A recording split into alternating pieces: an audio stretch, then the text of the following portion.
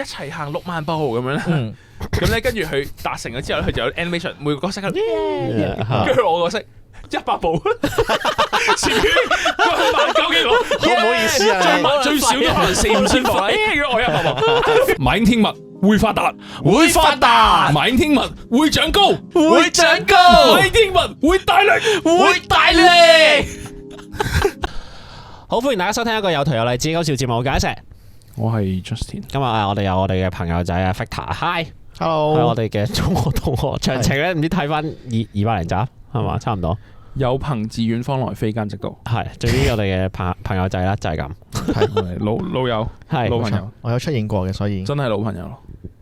我哋早排先喺度計，相識幾十載。我哋早排先喺度計，就係話其實識咗幾耐？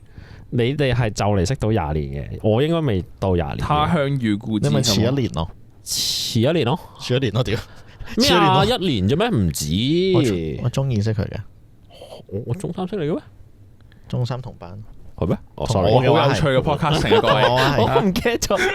係好嚟。OK，今日嘅主題已經係要一嚟就講定先，因為題先係嘛？係最近去咗旅行咁樣，第一次去呢個名古屋嘅相關地區啦。咁啊，去咗鄰近嘅一啲呢啲咩白川鄉啊，睇啲合掌村啊，睇嗰啲。你 search 出嚟，你睇，我 key 喺我哋張被度，我 key 我哋張被度，呢度再講噶啦，你自己揾村嗰啲屋仔咁樣，係咁啊。因為咧一去旅行咧就一定係你係嘛，即係唔係？因為尤其日本啊，即係感覺上你東亞你個文化咧，即係你已經係接近啦，但係又因為我覺得日本係 unique 地，好多嘢都唔同。因為我先要講一個好重大嘅發現，就係之前講嗰啲去日本嗰啲藏人黨，嗰啲藏人阿叔。今次終於俾我即係特登撞啲路人。係啦，即係啲人都有時會講嘛，去日本少咁啲藏人嘅阿叔噶嘛，藏人黨。係，我終於見到佢哋犯案同埋行兇，即係 live 演出咗一次俾我睇。佢又唔係撞我啦，亦都唔係撞我嘅老友啦。咁但係咧，佢係撞應該係一個。阿伯中年阿伯咁樣孭住個大背囊嘅一個阿伯咁樣嘅，即係大背囊阿伯係撞人嗰個，俾人撞，俾人撞嗰個。撞人嗰個其實並唔係咁大叔，即係啲人成日咪講啲撞人大叔，佢就冇咁大叔嘅，佢一個西裝友，咁我估係4字頭3字尾嘅一個男人咯。OK， 係男人撞阿伯，眼鏡西裝男，係咁佢係有，因為我係目擊咗咧，係喺嗰啲百貨公司嘅電梯口。電梯口係啊，因為佢一撞完就即刻搭電梯走。好慢喎，走唔切。個有趣位就係電梯係升上去定降落去先？降落去。咁好危險。咁唔係啦，唔係佢喺電梯前面，即係佢喺電梯前面啦，即係個阿叔喺電梯附近就企喺度，可能運緊路定咩？跟住咧，我見到佢就少少燥氣，佢一鳩跑埋，砰咁樣撞一下，跟住佢就即刻急步就行去搭電梯。但係佢搭電梯嘅時候已經係少少微笑，跟住鬆容，跟住喺度整理翻佢衣服啊，睇下佢手上面，佢揸住本實體嘅 notebook，佢唔係一個 notebook，係一本實體 notebook 咁樣。咁我一開頭 sense 唔到嘅，即係我淨係聽到啲衝撞聲，跟住我係同埋望到佢走個背影，同埋少少望到佢個表情。跟住我後尾係啊，佢應該就係我因為我第一次見到嘛，撞人檔，我就佢應該係等撞佢。跟住嗰個，因為我都好快都行開咗。但係我估到佢應該係揀呢個位撞，就係因為佢可以即刻離開。咁第一係咁啦。第二就係俾人撞嗰人咧，佢應該又係少少佢啲 sense 唔到，佢唔知發生咩事啊，因為件事嚟得太突然啦。即係個阿伯係要懵下懵下咁。咁但係同埋，因為重點係咩咧？就係我覺得首先名古屋唔係一個咁繁忙嘅城市，因為我第一次去名古屋旅行啦。咁我覺得佢老實講，佢又嚟一個比喻。同屯門一樣，似台灣。名古屋似台灣，名古屋少少似台灣。佢係即係少少舊少少，佢唔係東京大阪啊，冇咁時髦啦。時髦係啊，冇咁時髦啦，冇咁時尚嘅，但係都係好日本嘅，當然都又係嗰啲因為佢都係唔知第3大城市，人口好多嘅名古屋，但係佢係亦都係被譽為咩最無聊城市之一。好慘，同乜嘢比啊？請問日本人自己識自己比，我好繼續。佢係最無聊㗎。唔係，但係我覺得同東京係冇得比啦，因為全個日本嘅人都中意東京㗎嘛，都想自己係東京人㗎嘛，即係最有型、最潮、最 in、最即係最有型嘅人就東京人啦。咁但係名古屋咧，我覺得個 feel 係咩咧？就係近大阪嘅東京。我而家越嚟得嗱，首先佢似台灣，我覺得就係啲建築物始終係老舊啲啦。係，即係就算我係講係一個名古屋站㗎啦嘅附近啲大嘅摩，因為我咁啱行到嗰個嗰啲百貨公司個摩咧，係應該就係拆㗎啦，嗰棟嘢，少少半殘舊嘅一個崇光 feel 嗰啲啦。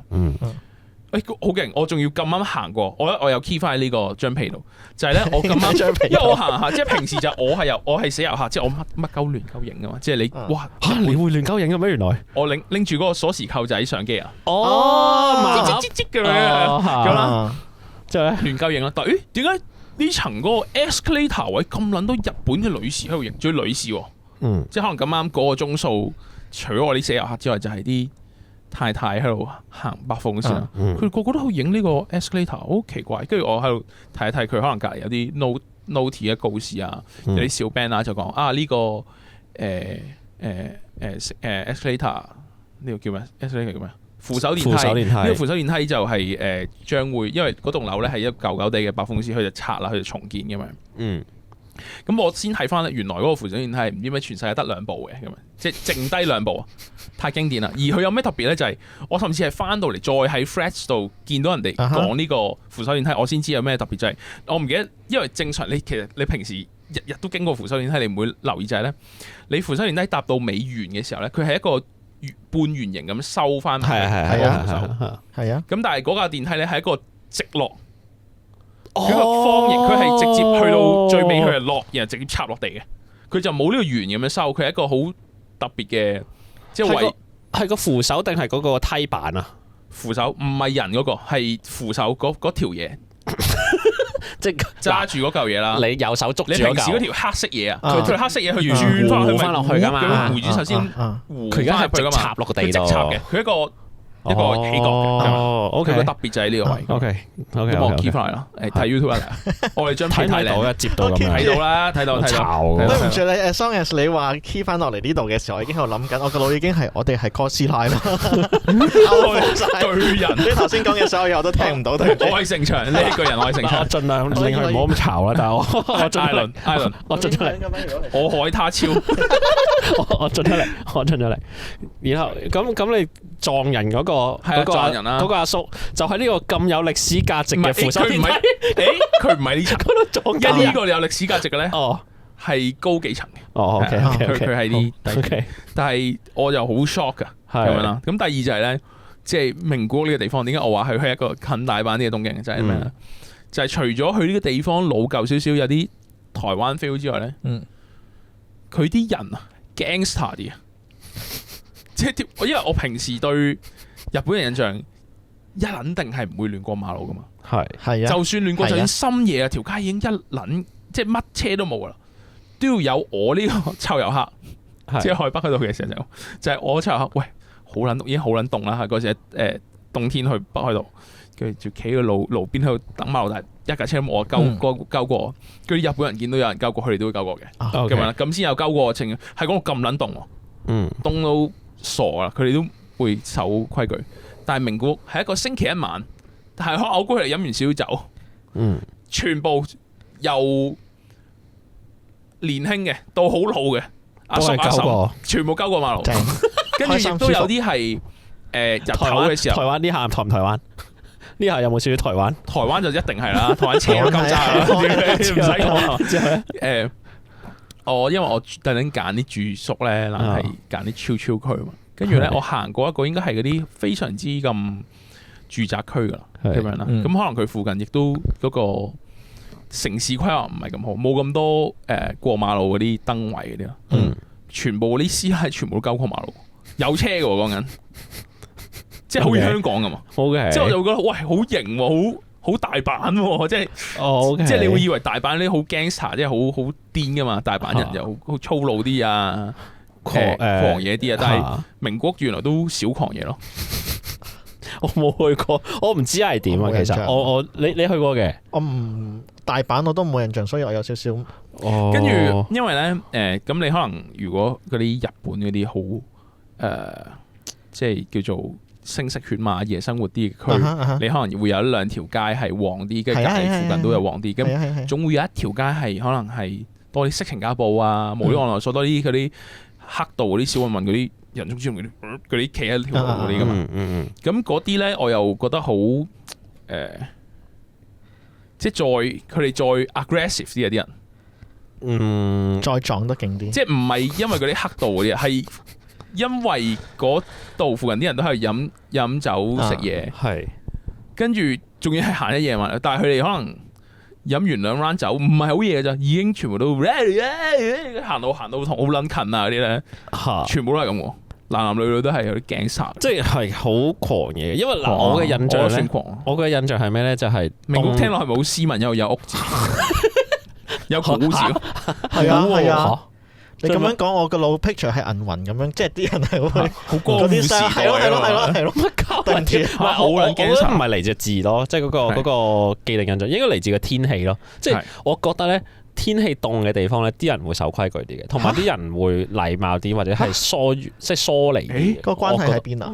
因為例如歐洲咁樣咯，即係歐洲只可能 reserve 啲，係啦，冇咁天氣凍，即係佢意思係點啊？熱啲，熱情啲。Amigo，會熱啲啊！即係熱情啲係最黑板嘅黑板印象。我又可以講一個小嘅觀察，就係點樣咧？就係我呢個旅程都遇到落雨嘅夜晚啦。咁但係首先佢哋好撚正，就同香港嗰啲落雨唔同，就係咧，香港你可能有一日落大雨咧，佢前後都係濕地，有微雨啊。佢唔係㗎，佢可能今日落大雨，聽日可以陽光普照到勁撚舒爽咁樣，即係個天氣轉變得好快。咁我記得我可能係一個星期一晚啦，我就話哇啲人好撚 gangster，全部亂過馬路，屌你老味，好撚癲，個飲到撲街啦！佢講到係全部唔係100%，因為嗰個區就係咁撚樣啊！你講好撚癲，成個區都好撚 NK 咁樣，我淨咗一樣嘢就係好撚 NK 啦。OK，第二日啦，落大雨嚇，好凍。係，跟住就唔 MK 啦，唔亂過馬路嗰啲人。嗱，我咪話咯，即係天氣同佢啲行為模式應該係有啲關係嘅。係有少少，佢哋熱情都揼熄咗。係咯，咁易嘅咩個熱情？我唔知喎。講真，你個人咧經歷嗰啲天氣凍啲咧，你會冇咁想同人哋打交道。我勁記得我之前試過去歐洲，就係去德國嗰陣時，有個陌生人，我唔記得咗咩情況之下，唔記得 cafe 定洗衣鋪定咩，總之一個唔係。即係好普通嘅社交場合，咁又問我哋，就明顯我哋 Asian 樣啦。咁又問我就你哋喺度做咩？我哋話旅行啊，定點，即係話點解你會揀呢個天氣咁凍嘅情況過嚟嘅咧？之後就話咁啱啫，有假咯咁樣。話天氣凍嘅時候過嚟德國係最錯嘅決定啊！咁樣即係佢話全部人一定會閪鳩你咁樣，即係一定係閪鳩你面嘅。都係，即係佢同埋少少以鬼佬嘅邏輯嚟講，佢哋去旅行度假應該係避寒噶嘛。係啊，你過嚟做咩？美國上嗰啲就係好落雪就去啲 warm 啲地方。係啊，咁凍你過嚟做咩？傻啊咁樣。但可能我哋嘅意思係話濕慣熱慣咧，其實我哋即係其他，即係一個另外一個體驗嘅我都爽噶嘛。係嘅，即係未必講諗我。係嘅。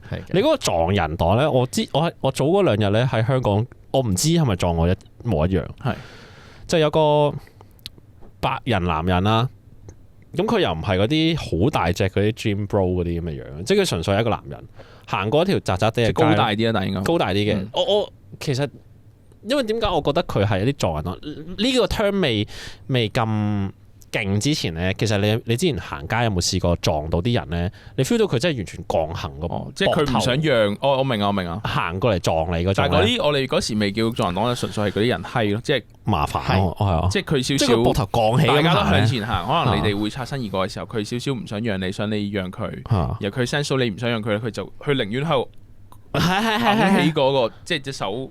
hold firm 啲人撞鳩你嗰啲嘛？係啊，我嗰日就係撞到類似咁樣嘅一個白人男人咁樣撞到我，咁但係我 feel 到佢係真係全心咁撞嘅。係，咁但係我然後我喺度望啦，我喺度望緊佢會唔會連續撞第二個人啦？佢又好似有少少儲下氣咁樣咯。係，即係佢唔係佢唔係連續撞1、撞2、撞3、撞4咁走，即係佢撞完一個之後要儲一陣氣，之後再行去第二個，然後好似都係氣沖沖咁樣行。但係我分唔到呢啲係咩行為嚟，其實好奇怪。我諗就係報復社會咯，因為但係我有少少唔同嘅，即係我望到嗰個西裝男 hit and run 㗎嘛，佢撞一個走咯。同埋我估佢日本人嗰種排外就係去揀一個旅客撞。咁但係你呢個唔係旅客嚟嘅咩？嗰個阿伯係旅客嚟 ，feel 到係旅客嚟嘅，因為佢懵下，同埋你普通日本人你唔會孭咁大個袋啊，或者咁多嘢喺身嘅。你旅客先會拎咁多嘢噶嘛。OK。跟住即係呢個就比較你 get 到佢就係嗰種佢哋嗰個種族主義嗰種咯。其實少少 racist，佢就係 racist towards 係日本以外咁樣。但係你呢個唔同喎，你呢個係。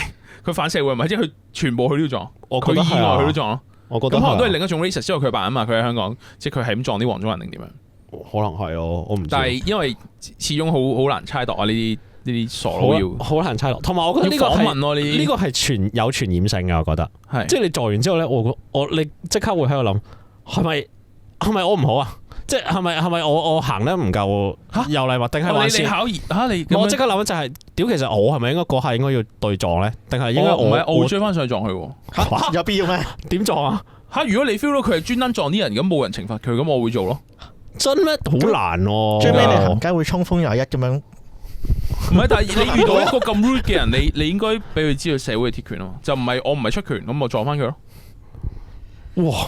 我冇諗過喎，我都冇諗過。我冇諗過。得我係咁嘅咋？我都冇諗過。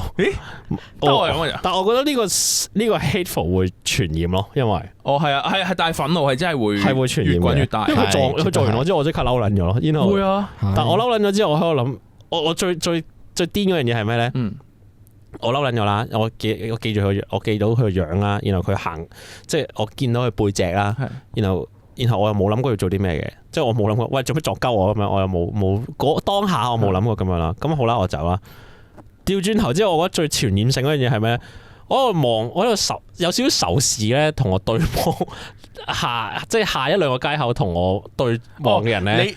我喺度警戒心 match 咗啊！警戒佢哋會唔會撞鳩我？就係咁樣咯。我望住呢個社會或者望住啲對住我行嗰啲人，我突然間有啲警戒佢哋。我覺得呢樣嘢係好咧唔公平，但係我當下係咁咯。我嗰陣時係咁 ，anyway， 總之我早嗰幾日係咁樣。憤怒係真係會傳好慘。然後咧，你仲有啲咩見聞啊？你喺呢個見聞，唔係呢個可以講，因為我想收一個心思來信嘅題，呢個係值得講，因為呢個係有趣。我想收所有關於巧合嘅故事，巧合多啲資訊好唔好？係點巧合法？冇理由嘅咁樣，因為咧我哋呢個有係。叫咩？有台啊，有台紙本分隔就都好推一個漫畫家，叫做松本大洋。其中佢有套作品叫《乒乓》咁樣啦，係有拍真人版嘅。咁我係唔知有真人版嘅《乒乓》。咁但係因為我搭飛機翻香港轉咧，我見到真人版咁睇啦。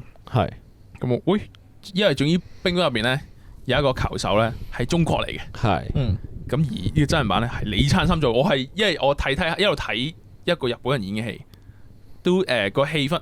首先我覺得係 indie 嘅。首先我覺得松本大洋嘅漫畫已經係 indie 啦。係。然後佢仲要拍一個真人版，然後佢都係個 vibe 都係嗰種似嘅喎。其實我覺得 indie 文青非主流，然後少少即係嗰啲池袋沙口公園 feel 嗰啲啊。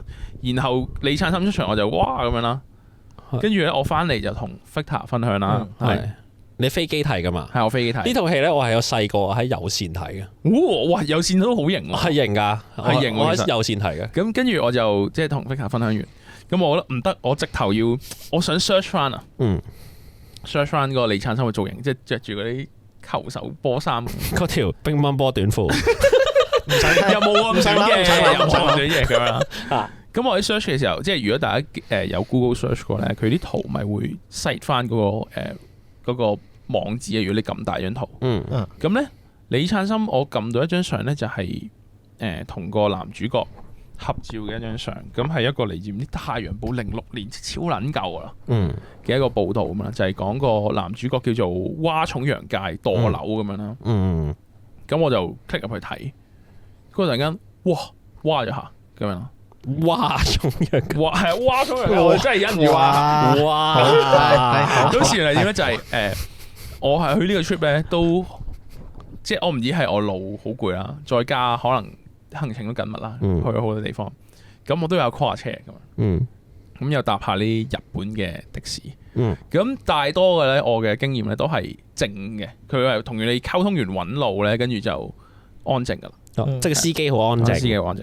咁咧，我喺名古屋其中搭咗一程的士咧，係個司機超級 talkative， 英文 OK 嘅，幾好嘅，甚至係幾好嘅。以日本人嚟講，我覺得係幾好嘅英文。就喺度嬲我哋講嘢，問啊你哋嚟做咩啊？你哋去邊啊 ？spy 咁，唔係又喺度講嗰啲咩嗰啲中國點樣香港點樣嗰啲啊，即係問完我香港，跟住夠應完佢，跟住喺度講咩你哋生仔啊，講啲傻嘢，好咧，即係佢啲搞 get 咁啦。跟住搞完 get，但係因為我好攰啊嗰時，其實我係完全冇開 social，冇係佢講完，即係我已經望窗啊，佢講完我先望住佢，然後笑影下影幾句，我又望下窗咁樣。但係佢都時不時喎，係咁講。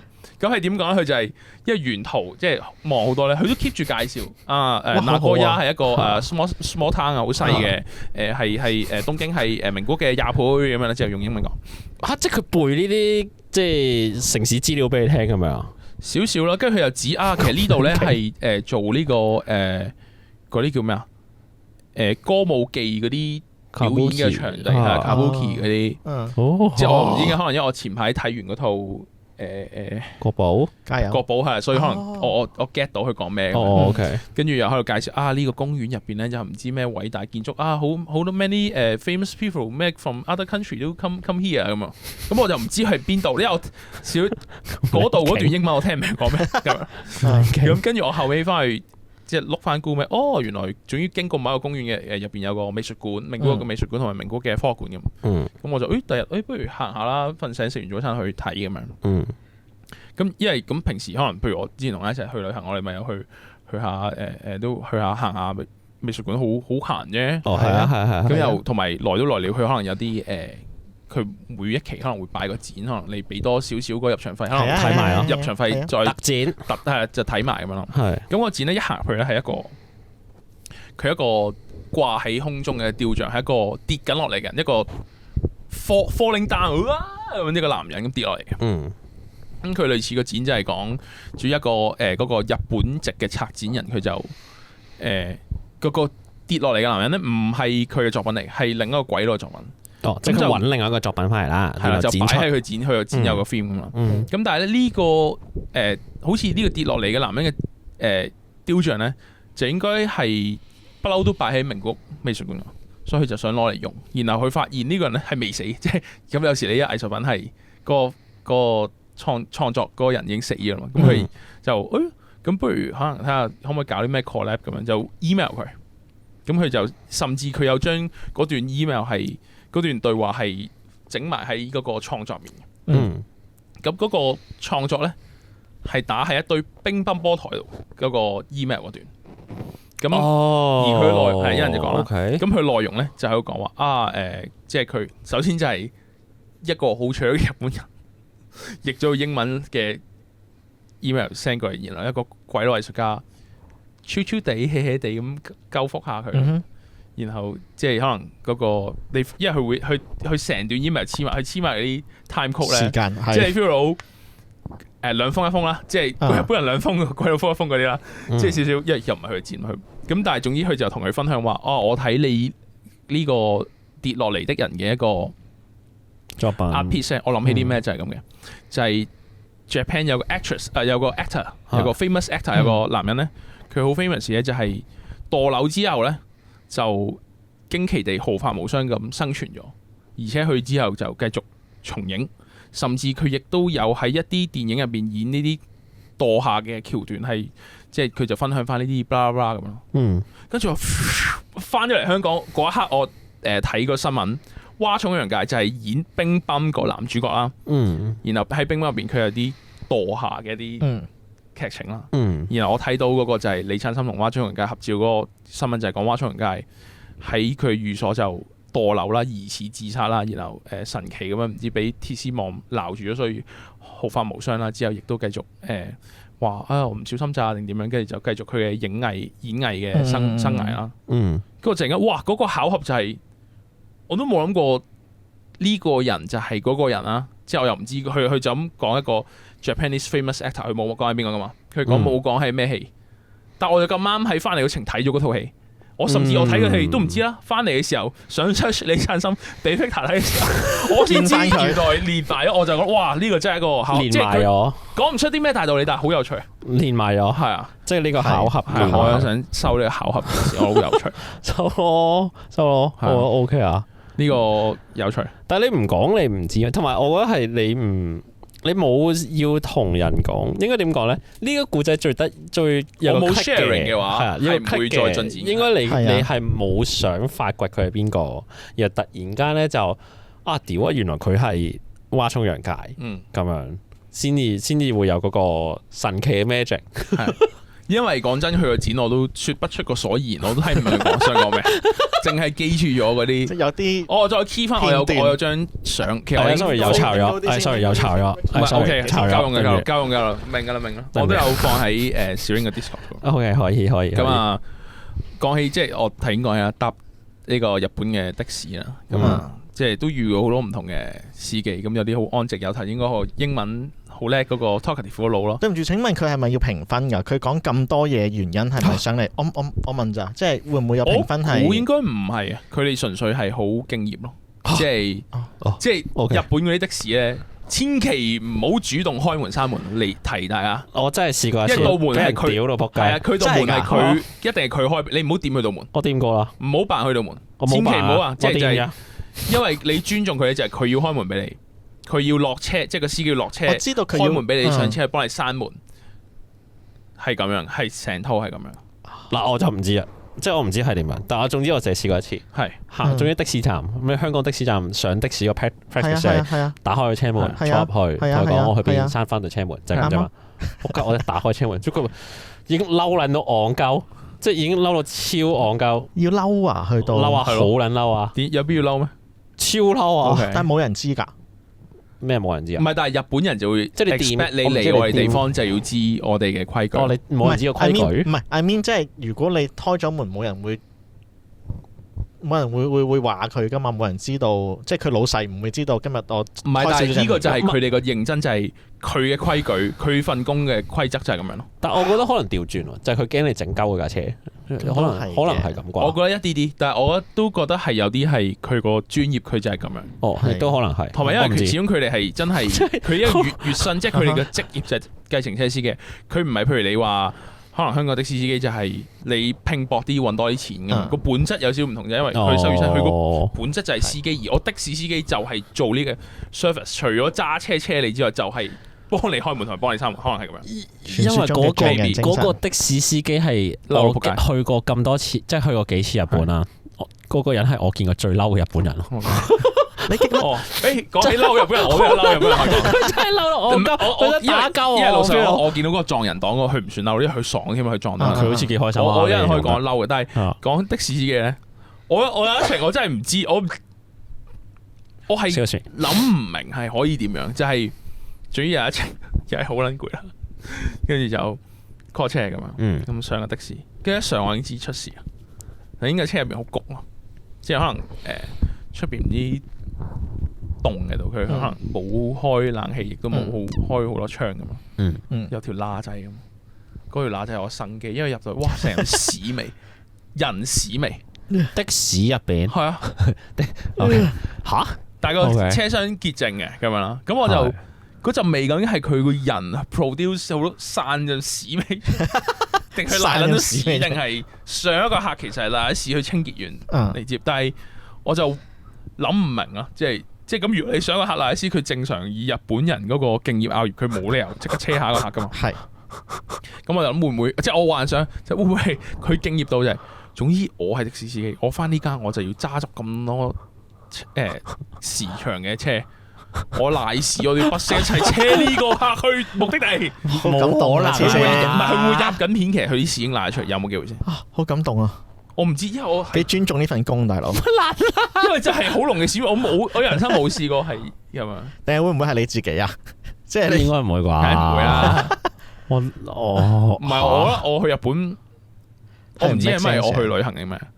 我唔算易，我要去 Seven 飲嗰啲 green smoothie，佢有得買一杯嗰啲雜果，跟住入去部機，係成杯綠色嗰啲綠色，即係菜都全部菜，但係佢有撈啲菠蘿咧，令到你飲嘅時候其實係好飲啲嘅，好飲，即係好飲啊！即係你唔會感受到嗰個菜感咯，係啊。哦，我唔使嘅，我都唔使嘅。你食多啲嘢就得嘅，你兩個就係咁強。我食嘢就得，我食多啲嘢就得，食嘢就 OK。不過講起嗰個即係遇過金情 trip 遇過最嬲嘅人咧，係我頭先咪話我去名古附近去一個叫做白川鄉一個合掌村，主要佢係一啲好老舊嘅小屋，佢個屋頂佢就唔係用木鋪嘅，佢係用我唔知禾稈草定咩，總之佢形狀，佢成條村嗰啲屋都係咁樣好歷史咁樣啦。我睇完張相，我話係咪好似鬼滅嗰啲人住嗰啲屋咁樣？嗰啲 feel 咯，最好骨子嗰啲 feel。咁都係一個多遊客去嘅地方，鬼佬啊，香港人啊，韓國人啊，台灣人啊，我就遇到一戶中國人啫，咁樣啦，好多人啦，總之，甚至本地應該我估日本遊客都會去咁樣。咁嗰度咧，我落車個位係一個嗰啲公共嗰啲 shuttle bus 嘅一個大車站啦，然後佢亦都有啲遊客中心啦，同埋有啲 luggage 嘅 store room，因為佢借你擺，佢嗰啲櫃嗰啲 locker 櫃一定唔夠去吞吐咁大量嘅遊客嘛。咁佢嗰個 luggage 嘅 store room 係另一間木屋仔離嗰個遊客中心唔遠嘅啫，可能1分鐘距離你已經行到嗰度。咁嗰個 luggage 嘅 store room 咧係一個阿叔營運，佢係我基本上都唔止呢個 trip 係日本遇過最 rude 嘅人啦。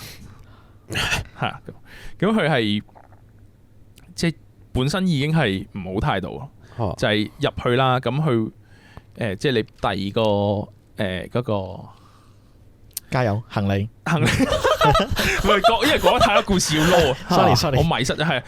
第二我哋啲行李俾佢啦，咁佢就會指個牌。咁其實佢嘅意思係咩咧？就係你話佢知你係帶幾點車嘅，咁佢可能會分翻 group，因為佢好大量嘅行李要處理。咁可能佢有個自己嘅 system，個阿叔自己嘅 system 就係去至於你係呢個鐘數嘅，我就塞入啲，嗰個鐘數就塞出啲之類嗰啲啦。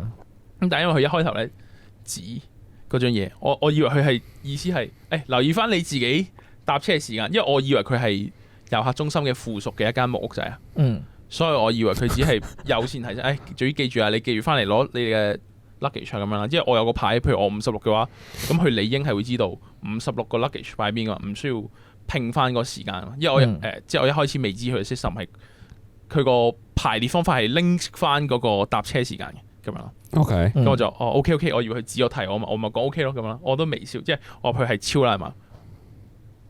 Nani OK 咁樣，我突然間我係完全呆緊咗，我冇諗過可以咁樣串交我啦，跟住我完全咁樣啦，咁其實我甚至係跟住我嗰15分鐘，我應該係有15分鐘係俾佢影響咗我情緒啦，即係突然間俾佢少少都唔係少少啦，即係直頭串交我，同埋少少我真係唔知嘛，跟住但係我好努力，即係我唔可以俾佢閪鳩我咧，去影響我嗰個去呢個白川鄉呢個哇呢個。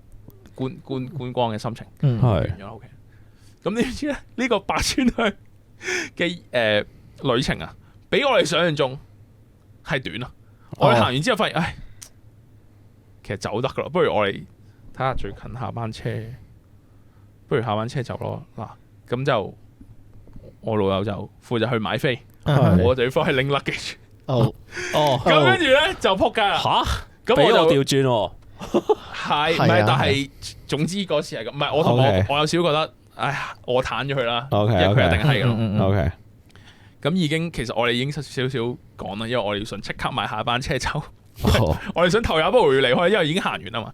咁一香港人冇就係，咁5分鐘後嗰班我搭到，我仲咩要搭呢個20分鐘後嗰班啦？我梗係搭5分鐘後嗰班啦。好癲啊！我冇咗呢個。5分鐘後咧就有啲，你冇咗呢個，我冇咗呢個。有啲會有啲頻撲啊，因為咧首先就係會排隊啦，去嗰度，同埋佢都唔快啦，咁所以少少緊張。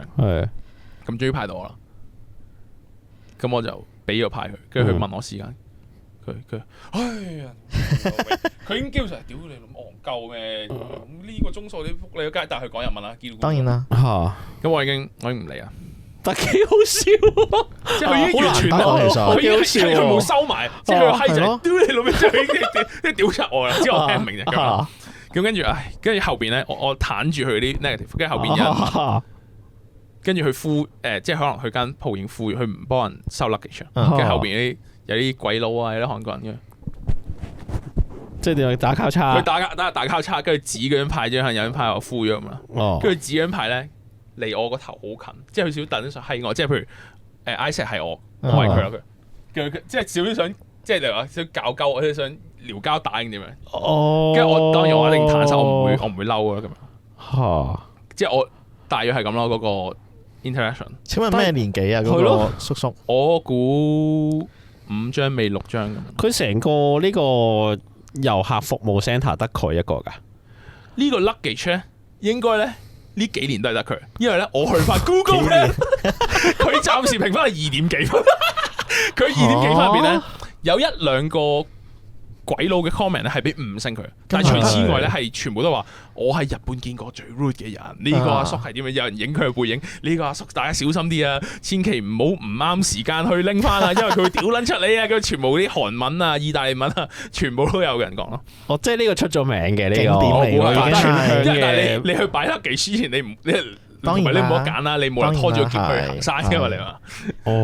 即係大家都要嘆咯，但係我 feel 到。但係如果大家見到一個白川鄉嘅阿叔叫 Justin 嘅人留一星都係我嚟，我直接諗翻呢件事，我覺得值得留翻一星俾佢紀念呢件事。Okay， 你有冇打字咧？我話我希望佢快啲退休，唔好再破壞大家行程咯。即係英文咁講，我發覺你留呢啲負面 comment 同我都個 style 係即係 passive aggressive 咯，係啊。通常咧留啲負面 comment 類似係唔知咩。即係可能我當亂咁噏去個餐廳，嗰個 waiter 或者個 waitress 好 rude 咁樣啦。即係我可能話佢好冇禮貌，我驚。大家可以去 Google 咩？你有白川鄉 Space Bar 行李應該會打白川鄉 Space Bar 行李應該會揾到個地方。我哋中場有時候我要開俾 Victor 嚟睇。開嚟睇下。真係有㗎，屌出撚咗名嘅。馬英天物會發達，馬英天物會長高，馬英天物會大力，翻嚟啱同佢哋分享咗嗰個 luggage 阿叔，而家話要做分添啊，有3個5星 post 都用同一張相，仆街啱啊，唔準佢咯，真係唔準你。你再做多啲負評嘅 post。有冇？大家有冇人分享啲日本 rude 嘅人嘅故事？我真係得我喺 YouTube comment 講，或者來信講咯，同埋巧合嘅故事我嚟收巧合故事。我想分享我啲巧合故事啊！你講完之後咧，我喺度講，即係個腦諗緊啦，就 keep 住我人生久唔久都發現出現一啲有好運嘅故事啦。咁樣講巧合，就譬如係我六合彩，我都記得漏下啦。我個人係咁有陣時我唔記得帶呢啲叉電線，咁我就會行下街執到條叉電線啦。OK， 我唔記得帶銀包啦。點執㗎？你執到個銀包喺街邊，真係喺街邊咯，即係喺地下咯。係啊。跟住我咁嗰條線而家仲喺邊？執到嗰條咪用緊咯。真係啊！佢冇唔見到嘅，即係佢冇報完一次因佢哋走嘅。佢走咗去邊咯？你當嗰啲咩？佢走咗去嗰度咯？咩靈狐報恩咁樣？應該冇嘅。報完恩之後變咗個女仔敲門問你係咪曾經救過佢？佢係收 USB 頭。係之後咧，跟住我亦都係成日都係我唔記得帶銀包啦。跟住我就會喺我個袋度摷到啲刮卡係中20蚊噶啦。即係我嗰日係有飯食咁樣啦。keep 住係過呢啲咁樣嘅生活。幾時㗎？我想問。久唔久就有。久唔久？即係成個加拿大嘅地下係有刮卡啦，唔係你褲袋有刮卡啦，成地下有叉電線啦。係啦，跟住點解我要講俾你聽，同埋點解頭先我揾緊我嘅？你呢個前設係啦。有一日我諗緊我夜晚到底食乜嘢？我喺地下見到個冰咗 frozen 嘅魚咯。你 send 翻呢啲圖，突然之間，你喺超市我見到條魚咯，佢有冬青魚喺度，係啊，同埋佢因為佢真空包裝，就喺地下係值得食。咁你煮嚟食？冇，我諗緊我冇執，咁你冇執到？我冇，太過分啦呢件事。但係佢真空包裝係可以考慮，但係一個啟示啊，真係考慮完全係一個啟示。我諗我會食，我會食。我想問你點解會冇嘢食話？唔係我諗緊講你諗緊食咩？唔係冇嘢食嘅。咁啊，咁未必喎。唔係，如果佢去到好肚好凍啊，翻屋企就有條魚加拿大嘅冰天雪地，就係周街都有冰青魚嚟食，好勁啊！好喺加拿大喎呢件事。巧合咯，咁樣係咪巧合啊？咁巧合啊！條魚就係本人地下有條魚，地下有條冰鮮魚。我屌，唔係你真空包裝，呢條咩街聲嘅呢個？呢條咩街啊？唔係超市門口，超市門口嚟。冰鮮係急凍，sorry，急凍係。急嚇！超市門口啊，咁要有要食喎。OK。咁啊，第二段咧，即係講起我哋上一次就係我去呢個日本嘅旅程咧。其實我係其中一樣嘢可以分享，就係我喺呢日本旅程入邊開始玩呢個皮克文。即係因為最近大熱嘅手機 game 啦，仲要唔係新 game 嚟喎，總之最近紅啦，最近紅起咗，係盞燈都識嘛，唔緊要，轉頭最近紅啦，係，然後因為其實我前面即係去旅行之前都一兩個零禮拜，啲小英已經係咁玩啦，喺 Discord 係咁加 friend 啦，勁講，係咁討論好撚多攻略嘅，又同埋係咁貼嗰張 meme 就係咩？皮克文係一隻休閒遊戲，但係佢就係黑眼圈咁樣講，即係主要其實係好扯嘅，好扯嘅，又要係咁種花咩搶菇，種花就要係咁行路，跟住又要話啊搭天星小輪啊踩單車嘅速度就啱啱好，可以種好多菇定點樣？種好多花，跟住菇又要搶，採蘑菇咁就好多呢啲啊！咁我係完全冇裝嘅。係，呢個都唔似你有興趣。但係因為我去呢個旅程嘅中間咧，我老友就裝嚟玩，主要佢話佢一開頭佢有 down 過嚟玩，但係冇乜特別，佢就冇再玩。咁但係因為佢想，因為皮克文其中個 function 啦，就係佢可以寄明信片嘅。咁明信片就係類似你之前 Pokemon Go 嗰啲，呢個就係 Pokemon Go 係啊，完全嗰啲嘢係冇錯，就可以寄俾 friend。佢就咁去到日本，咁有啲靚嘅明信片，咪可以寄俾佢有玩嘅 friend，即係可能佢有啲 friend 有玩咁樣。咁佢就為咗呢樣嘢爭。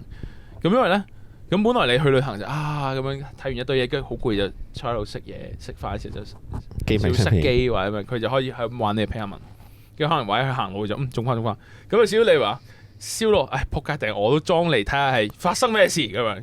你喺日本先裝嘅？係啊，我喺日本先裝嘅。你唔係裝定過去嘅？不是，完全喺嗰邊突然間決定。係。咁我就開始咗玩咯。咁我老實講嘅，我喺日本都有玩下啦。即係嗰啲我哋一開始行路，因為你日本會喺城市入邊會行好多路，即係可能去白川嗰邊大，即係咁坐 shuttle bus 嗰啲。但係你一出翻名古屋城市，行街啊，行咩商店街乜柒嗰啲，你一定行。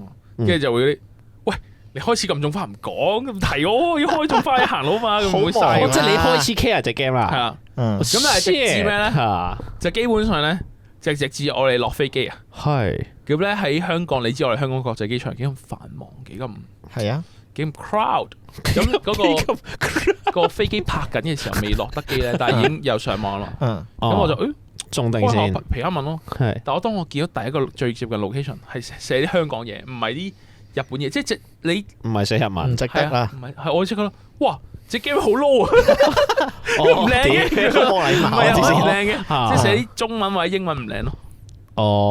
即係要寫日文先有 feel 嗰個 game。跟住我就開始翻嚟睇，即係大家就會 send 嗰啲咩公廁啊，咩街咩球場運動公園啊嗰啲咧。即係香港啲地標。係啦，即係因為日本嗰啲就算係一個路邊嘅小嘅雕像、小嘅路，即係小路燈咁樣，有一個盞花咁嘅型嘅路燈，我都覺得係一件事。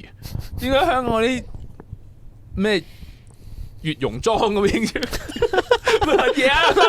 你夾你呢個唔想要，咁樣有值得玩呢？咁我就覺得，但我有玩下咯，即係可能一日開一次咁樣咯。跟住佢有個 function 咧，係因為我冇即係冇玩啦。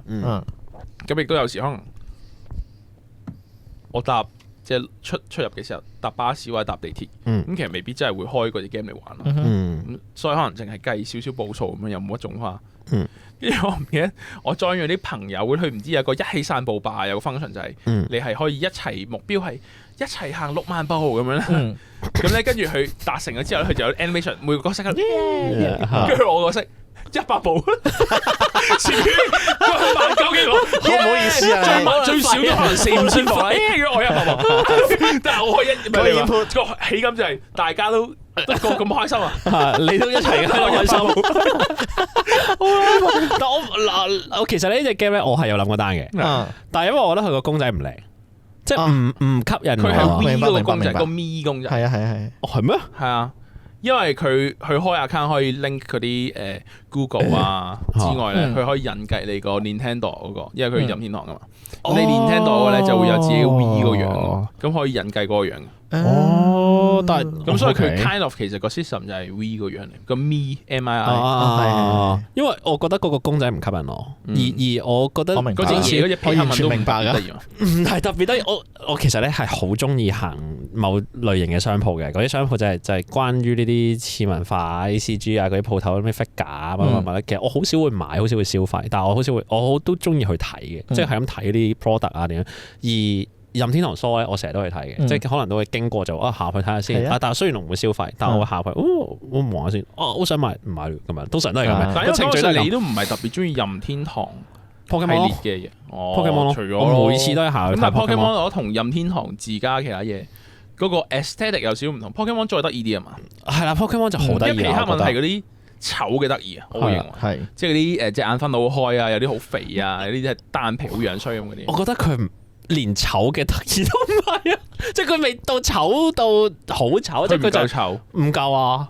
我嗰個我覺得要再醜啲啊！即係佢而家就係就係一個咁樣，佢有隻嘢係型嘅嘢係蚊枝咁樣，即係佢唔同色咧。有隻我記得嘅，紅黃藍就好 default 嘅，有手有腳嘅，有個紫色有對花頭，有個粉紅色嗰個係成烏蠅咁樣。我記得嗰個係醜嘅，但係嗰個同成個嗰個 game 係好唔 match 嘅。唔係㗎，因為又係白色都係成外星。我送俾我哋 band 嚟㗎。知。然後我覺得嗰個畫風唔係我中意啊，所以我就冇玩到咯。然後我就覺得咁點解大家之前唔一齊玩 Pokemon Go， 明明都可以 send postcard 㗎。係啊，我就係想講就係我諗緊點解咁多人會 care 皮克敏係啦。我覺得係啲人 care 佢係因為佢紅嘅，即係因為佢係多人玩。點講咧？即係譬如。我點解玩啊？因為我老友一齊旅行時可以一齊玩，可以互 send 嘢嘛。咁佢點解玩？因為佢可以 send 啲嘢俾佢玩緊個老友嘛，可以 send 入面嘢。其實都係因為你有 friend 玩緊，所以你一齊玩咯。咁當然啦，係嘅。但係我唔知點解我對佢嘅抗拒係都未到抗拒嘅，即係未吸引到我去。即係我明知我玩一定好多 friend 玩，但我都未到想玩咯。但係呢隻 game 我覺得應該係要一齊玩嘅，即係有啲 game 應該要一齊玩。你自己玩冇乜意思。我直頭覺得呢隻 game 係唔係認真玩，即係點講咧？唔係要點樣嘅，就係分咯，即係 send 啲柒嘅明信片俾啲 friend 啊咁嘅。咁唔係你咁應該要喺香港嗰啲咯。你就淨係去三國公廁嗰度。我開頭係喺日本嗰度玩。太靚啦！錯晒，邊度花都靚啲啊！大佬啊！你明唔明啊？嗰啲小鷹，即係我有開我個俾喺 Discord 俾啲小鷹加咧。我一開頭大貨啊，即係個個 send 嘢俾我 send 嗰啲香港柒嘢，我全部覆嗰啲名谷嗰啲勁撚靚，我對佢哋勁撚好啦。跟住翻到嚟香港，佢哋寄嘢俾我，我已經冇嘢覆。因為類似咧，就係你有明信片係要出去種花先可以執到啲明信片寄俾人，或者打鼓先。我都冇玩呢 game，佢哋係咁寄嘢俾我啦，繼續。跟住我已經覆唔到佢哋咧，跟住佢哋全部都已經冇寄嘢俾我，佢哋 feel 到我唔玩。正常，唔係因為我玩 Pokemon Go 嘅時候個心態係咩咧？就係如果我要去外國旅遊嘅時候先至玩嘅，即係喺香港玩咧，我覺得係有啲互相傷害嘅感覺嘅，因為咧。你講嗰啲 postcard 咧，其實香港即係我諗佢應該 share 同一個地圖 system， 因為都係任天堂，佢應該都係 come from 嗰個地圖 system 啦。Pokemon Go 係所以嗰個明信片嗰個收集嗰個位咧，其實應該差唔多嘅。咁而咧，我成日都會收到某啲人俾我，即係我仲有喺香港玩 Pokemon Go 嘅時候咧，我有收到一兩個係咪喺旺角站咧？總之有旺角站咧就有一個。收 postcard 嘅地點，嗰個 postcard 名咧就咁叫藝術品咁嘅啫，就好撚樣衰嘅嗰座嘢。總之我收到藝術品咧，因為我一定會經過旺角站噶嘛，我好容易又會經過旺角站，所以我就係咯，即係總之互 send 咯，你 send 藝術品我又俾藝術品你咯，咁樣大家都會轉車，係啦，都係嗰張，即係總之就係咁樣。然後我去外國收到，即係我去。收集到，例如我話我去咗亂講，即係深齋橋咁先算。我去心齋橋攞到嗰張 postcard，我淨係會寄俾 friend 咯，即係我淨係會寄啲我真係識嗰啲人啊呢個我真係去咗心齋橋啦，咁樣就有意思咯。係啦，咁樣就有啲意思咯。咁請問你會唔會 save 翻一啲好靚嘅？我會㗎。我有啲friend 咧喺 Pokemon Go 嘅時候唔知，但我唔知靚唔靚其實，即係總之我覺得佢好特別咯。佢諗過嘅，我唔知。我唔知有冇諗過，我當佢諗過啦，因為有啲係唔知柏林嘅洗衣鋪咁樣，我鬼知佢有冇諗過咩？即係都型㗎，但係型咯，即係我睇落唔係旺角站嗰個叫藝術品嘅嗰個位咯。咁然後唔係仲有一個好似叫水底世界定乜鬼嘢？總之就係個天花板油咗啲海洋 printing 咁樣，咁就算㗎啦。嗰個 postcard 位咁就算。我發現我冇 keep 名古屋嗰啲嘢，我 send 晒俾人，我有嘅都寄俾人。好似我唔知啊，我冇玩皮克文，但係因為佢如果係自己嗰啲係冇 icon， 係自己嗰啲朋友嗰啲就有朋友嘅 icon 度。我對啲小英同埋啲 friend 都好，我寄晒好嘢俾人。好㗎，好真係我寄晒好嘢。我留翻啲咩？係呢個留翻啲垃圾咩？豉油加休憩處留俾自己嘅你，我人幾好你話？好 nice，你有冇玩 Pokemon Go 㗎？我有玩嘅，但係去到一個位係我好少喺加拿大玩，因為佢哋啲 stop 咧，加拿大首先每個 stop 好遠啦，咁所以我去到嘅係其一啦。咁其二就係我嚟嚟去去都係嗰幾個咧，好容易俾人知道我喺邊度住啊。我都唔中意呢個感覺咯，就係我喺香港，我覺得咁你唔係我咁，因為又唔係個小英真係知我住邊噶嘛。係啊，咁我覺得好冇安全感咯。係啊，太近嗰啲我都唔會攞㗎。係啊，即係直情喺屋企隔離棟咧。係啊，都唔攞㗎。同埋我玩嘅話，我咪嚟嚟去可能錄音嘅地方。band 房係屋企附近，係咪？係呢個係，即係攞都係呢幾區咁無聊。啱啊，所以我嗰幾日喺日本，喂，我真係全部對我嚟講都係新嘢嚟㗎，而亦都真係新㗎啦，嗰啲 location 都爽嘅，所以我都係去旅行嘅時候先 download 落嚟。我覺得呢個本身應該係嗰個遊戲嘅設計嗰個玩法嚟，應該係嘅。你互相即係主要都係靠收朋友啲，同埋有少少都真係一個社交媒體咯。佢只不過嗰個明信片個 form 係咁樣咯。因為我見到嗰啲 threads 有啲台人唔知點樣 cheat，即係 iPhone 唔知可以加個 prompt 就係加1萬步咁樣咧，撳一下就可以加1萬步。佢哋就覺得哇好爽，我哋可以 cheat 一波定點？但係啲唔好玩㗎。我就覺得，因為我本身我打機咧，可能玩嗰啲以前由可能中學咩信長有咩map hack 到槍 game 啲人會有自動瞄準穿牆，我已經好睇唔起人哋打機。用外掛我係 loser 行嘅，然後我皮克文都出穿，我真係睇唔起佢哋咯。有咩位置先？係啊，即係咁你唔好玩咪得咯。即係冇錯，你又要咁樣。我想問佢有冇課金元素嘅？有，但係都係多啲課金俾你可能種多啲嘢，多啲花盆可以種嗰啲皮克文，因為。皮克文其中一個除咗儲明信片之外，就係儲皮克文嗰啲 skin，就係嗰隻嘢咧，佢可能有啲衣着，有頂帽，有頂 cap 帽，可能戴住個煲蓋，即係好多呢啲特別 skin 咁樣。OK，跟住串珠鏈咁嗰啲。咁但係對我嚟講，咁其實你可以完全唔 care 隻 game，你係唔需要 care 呢啲嘢噶嘛。係。咁你錯得拎到翻嚟嘅嘢，亦都唔係屬於你噶，你錯拎翻嚟。即係好似。我唔知，因為可能我由細到大都睇唔起死切狗咯。我覺得我都唔中意外掛呢樣嘢。你記唔記得？因為我記得好似中學時代興信長嘢，話嗰啲 map hack MH 就係開圖，就係因為你玩 LOL 啊信長呢類 Dota game 就係少少你淨係見到你同隊友行路附近嗰啲光咗啫，其他地方暗噶嘛。咁嗰啲 map hack 狗就係佢直接開個全圖嘅。咁佢咪一定勁咯，即係佢可以仆你啊嘛，佢知道晒全部資訊。你有玩信長嘅咩嗰陣時？我有玩 AOC 嗰啲，我玩 AOE 咯 ，AOE 都係咯，即係全部都係玩資訊噶嘛，有時有啲 game。係地圖資訊，甚至其實 CS 都係。係即係都係你知人匿喺邊度，即係總之睇唔起玩 cheat 嘅，即係同埋皮克文咁歡樂合家歡都要咁樣就唔型咯。我最近都有俾一隻 game 咧。帶咗我一個超開心嘅體驗，超開心，真係好撚開心！我就嚟癲啦，我覺得癲。唔係因為我因為呢排見到你哋嗰幾次，我都有講，即係呢隻 game 係做緊咩？咁話說咧，我早排又經歷咗呢個懷舊輪迴啊！即係我唔知做乜嘢咧，無啦啦喺度諗翻啊！我究竟玩過啲咩舊嘅電腦 game？即係電腦 game 就例如嗰啲大富翁6啊、大富翁4啊、老夫子大富翁啊、哆啦 A 夢大富翁啊、鹹蛋超人大富翁啊嗰啲啦。咁咧我又有嗰個行為咧就係又上翻 YouTube 睇下啲片先咁樣。咁我突然間醒起一隻 game 叫《富甲天下4》。咁呢個 game 咧就係好，我覺得係超，我覺得算小眾嘅。如果喺香港嚟講，咁咧佢係一個大富翁型遊戲，但係以三國歷史人物做 base 嘅一個遊戲啦。咁佢本身應該係單機 game 嚟嘅。咁咧The Million Layer of Free Kingdom 係啦，最癲係咩咧？就係俾我發現咗咧，佢係一個遊戲平台喺 Steam 啊，Steam 上面有得 down，最低20幾30蚊啫。仆街！我即刻買撚咗，我即刻買撚咗。然後之後我再話我登翻，第幾代最好玩？4係最好嘅，5同3都唔好。撳落去個即係佢最好玩係咩咧？佢我咁講到好喂，係，我有啲心唔好怕醜，快講，等其他人笑下你快啲。佢最好係咩？就係嗱，我覺得咧，其他嘅。我哋細個好多代喎，真係係好多代㗎。你細同埋佢有富甲天下 W 嗰個係 online 版嘅已經係係啦，但係好似冇乜人玩㗎。但係我以示表示呢個支持，我買埋嘅，好有心。總之就係，但係佢有咩咁都係負評㗎喎，係去到富甲天下4嘅就係真係4嘅咋。咁然後做咩咧？就係佢。你有冇玩過哆啦 A 夢大富翁先？或者係老夫子大富翁，或者鹹蛋超人大富翁？哆啦 A 夢有。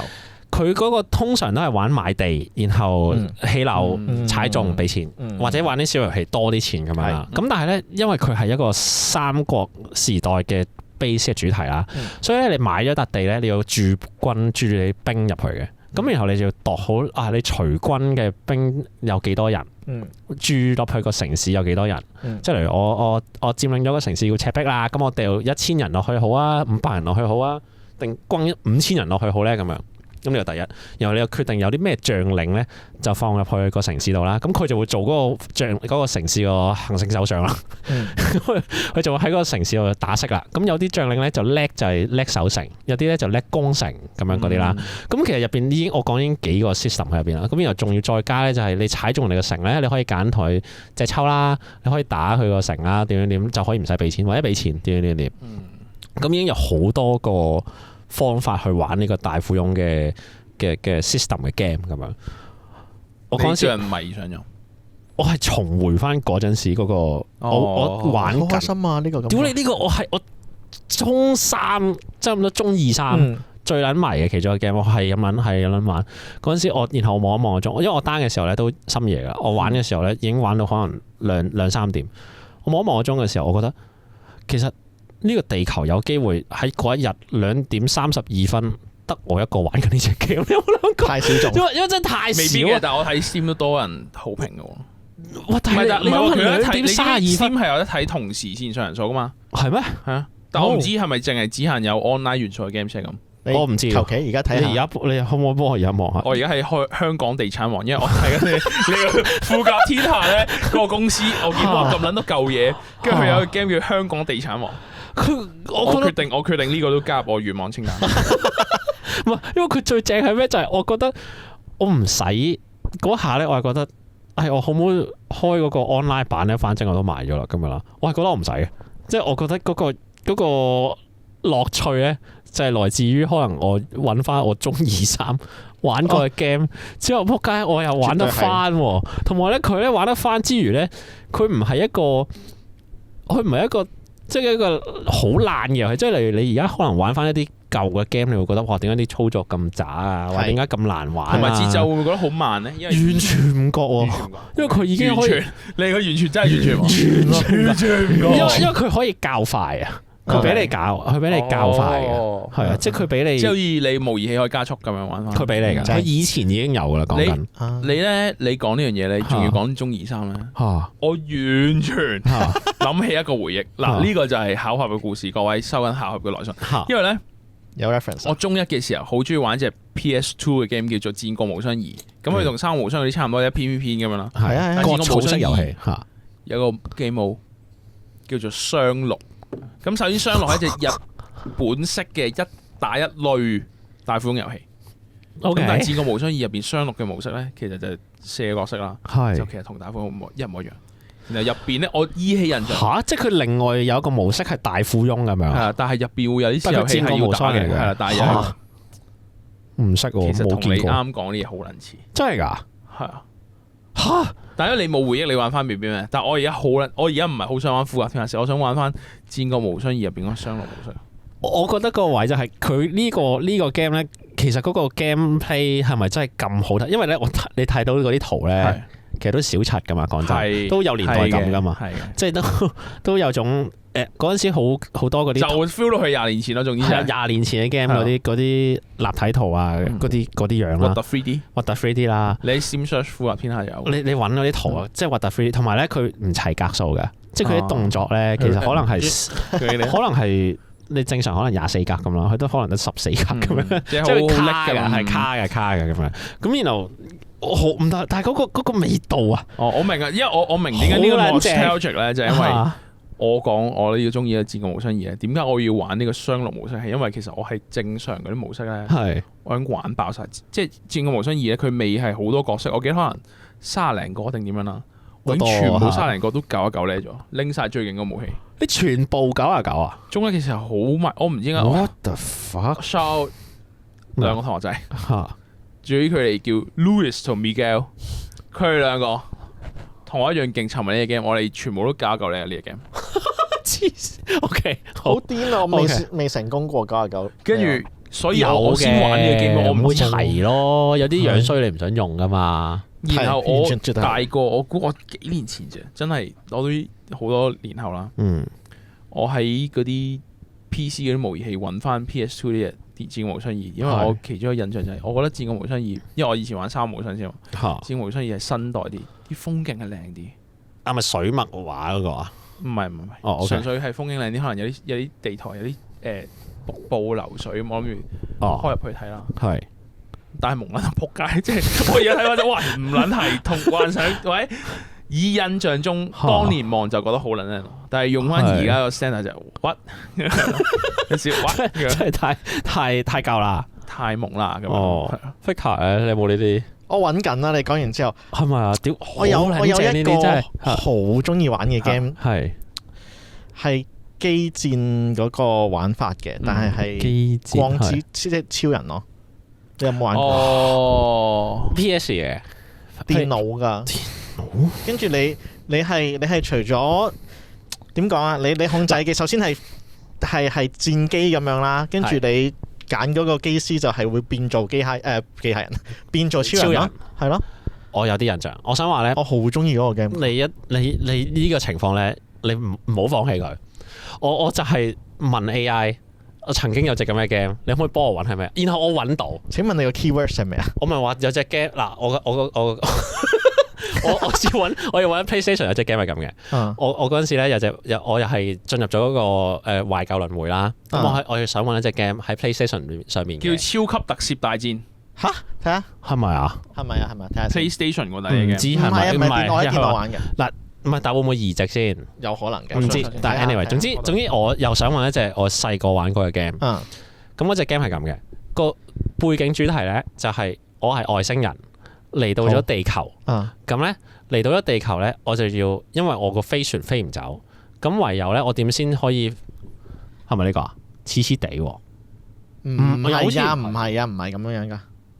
行格仔機戰，唔又好似唔係。anyway， 我講埋係超人啊。係超人迪迦嗰啲 friend 嚟嘅。總之咧就要我係一個外星人，咁然後我降落咗地球，咁然後我飛船壞撚咗，走唔到，咁我點先走到咧？就係咧我要同其他一樣潛伏咗喺呢個地球嘅外星人一齊鬥整蠱地球人，整蠱到我哋儲多錢，我就可以再離開呢個飛船啦，咁離開呢個地球啦，我就搭飛船走啦。咁我已經咁樣講到咁樣啦，我就咁打 Google 係揾唔撚到嘅，即係我就咁揾 YouTube 係揾唔撚到嘅。之後我揾 AI 啦，原來呢隻 game 叫 Under the Skin 啦，咁然後咧係個畫風係超戇鳩嘅一個日式嘅整蠱遊戲咁樣啦，俾我揾到。然後 YouTube 上面有1個半鐘嘅 footage 我睇撚晒，即係嗰隻 game 好短嘅啫，個零鐘嘅啫。咁我又睇晒啦，然後咁我進入咗嗰個懷舊輪迴啊嘛，咁我喺度睇啦，我又問翻 AI 附近嗰個即係個年代啊，做啲咩 game 啦？我揾到一隻 game 又係我細個好中意嘅，就係幪面超人 PS1 上面有一隻格鬥 game One on One 嘅。咁然後咧，佢啲動作咧，即係好似火柴人對打咁，即係佢已經舊到啲。你而家啲格鬥 game 好新嘅，啲動作好流暢。而家點知以前嗰啲格鬥 game 咧，其實佢就一個火柴人咁嘅啫，嗰啲樣又蒙埋一劈咁樣，好樣衰咁樣。咁之後我揾翻 YouTube 上面有 footage 啦，最嬲嘅係嗰個 footage 咧，嗰個人咧 upload 呢個 footage 嘅嗰個片嗰個 owner 咧。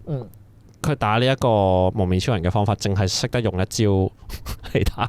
即係你諗下，如果我好想一心一意，我好想揾 Street Fighter 2嚟玩睇啦，睇翻以前個 footage 係點啦。點知嗰個人淨係識得用波動拳咯。我估佢不爽，你明唔明啊？超級不爽。其他嘢係最 efficient 嗰啲啊。可能係啦，但係佢好不爽，令到我睇到超級不爽。但係真係冇其他片啦，唯有再睇下啦。咁啊。Fighter 嗰隻 game 我完全揾唔到。你問下 AI 啦，因為我揾咧，我係揾到咩咧？原來係現代機械人大戰已經加入咗嗰啲幪面超人 Ultraman 係力爆入去。哦，唔係㗎，佢獨立㗎。唉，我揾到。我係有啲印象。我揾到隻 game，但係唔係你嗰隻咯。我係有啲印象㗎，你講嗰隻即係有超人。有冇人 comment 支援 YouTube comment 支援？真係要，真係要。超開心！呢排我就係咁喺度睇呢啲，同埋我都係咁玩《富甲天下4》，冇理過啲人玩皮克文。係我係皮克文人咯，而家。我而家係《富甲天下4》。講起，發現今日都冇玩皮克文，飛飛咯。大鑊啦！快啲開，快開咯！你出嚟啦！一人開。唔係我都唔行路而家，我哋睇係咁行路都冇玩。而家落去咯，而家落去咯。我哋都今日都差唔多啦。老實講，係時候行噶啦。大家來信。